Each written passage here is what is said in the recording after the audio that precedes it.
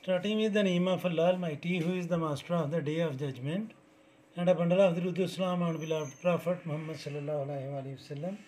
Dear students, FSC Mathematics, new book, exercise 1.1, question number 7. Iota to the power of n plus 1 plus iota to the power of n plus 2 plus iota to the power of n plus 3 plus iota to the power of n plus 4 is equal to 0 and n belongs to natural number. Students हमने ये proof करना है कि ये zero की equal हो और n जो है वो नेचुरल नंबर है। यहाँ पर एक चीज़ आपको क्लियर करता चलूँ स्टूडेंट्स, प्रीवियस क्लासेस में आपने लॉज ऑफ एक्सपोनेंट पढ़े थे। लॉज ऑफ एक्सपोनेंट का मतलब होता है कि अगर two numbers with same base multiply कर रही हैं, जैसे a to the power of x multiply by a to the power of y है, सेम बेस मल्टीप्लाई कर रहे हैं तो इनके एक्सपोनेंट्स को हम प्लस करते हैं, तो यह आएगा a to the power of x plus y। अब यहाँ पर हमने रिवर्स सेक्शन करना है कि अगर टू एक्सपोनेंट्स प्लस हो रहे हैं तो वो सेम बेस के साथ मल्टीप्लाई करेंगे। इस चीज़ को आपने समझना है, ये मैंने आपको सिर्फ एक्सप्लेन किया है लॉज ऑफ एक्सपोनेंट।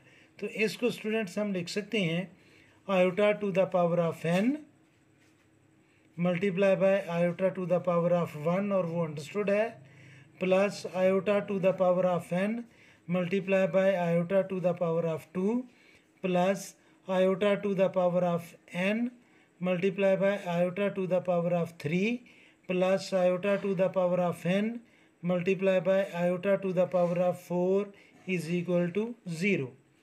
अब स्टूडेंट्स इन सारी टर्म में से हम iota to the power of n जो है वो कॉमन ले सकते हैं, क्योंकि जो मल्टीप्लाई कर रहे होते हैं नंबर वो सिंगल टर्म होती है। तो एक टर्म ये है और ये जिनको मैंने अंडरलाइन किया है ये चारों टर्म्स हैं।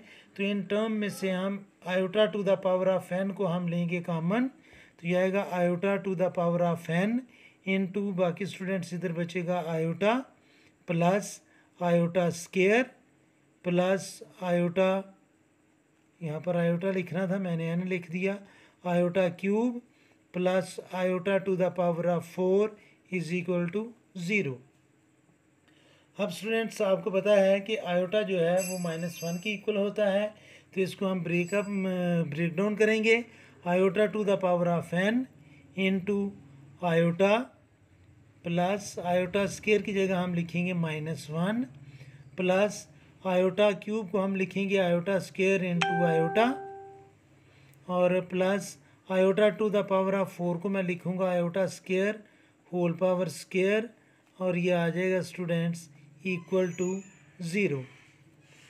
अब ये आएगा students iota to the power of n into iota -1 plus iota के स्केयर की जगह हम लिखेंगे -1 आयोटा प्लस फिर आयोटा स्केयर की जगह -1 और इसका स्केयर और ये ब्रैकेट हम कर लेंगे क्लोज और ये इक्वल आ जाएगा 0 के। तो यह आएगा iota to the power of n into iota